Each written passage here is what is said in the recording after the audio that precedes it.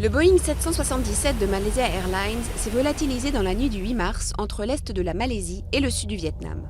Le vol MH370 effectuait la liaison entre Kuala Lumpur et Pékin avec 239 personnes à bord.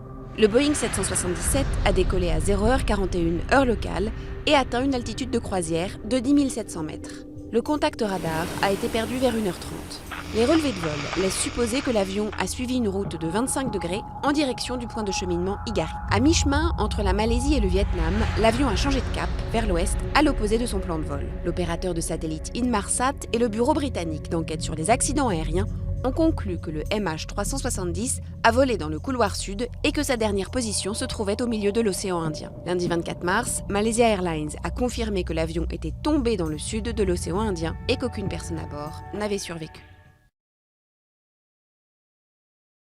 Les enregistreurs de vol, plus connus sous le nom de boîtes noires, équipent les avions de transport et enregistrent pendant le vol des données destinées à être utilisées après un accident. Tous les avions commerciaux sont équipés de 2 boîtes noires, généralement placées à l'arrière de l'appareil. Le CVR, Cockpit Voice Recorder, enregistreur phonique, qui mémorise les conversations, sons et annonces entendues dans la cabine de pilotage. Le FDR, Flight Data Recorder, enregistreur de paramètres qui stocke seconde par seconde jusqu'à 700 paramètres du vol, altitude, vitesse, température, trajectoire. La durée totale des enregistrements est de 2 heures pour le CVR et de 25 heures pour le FDR.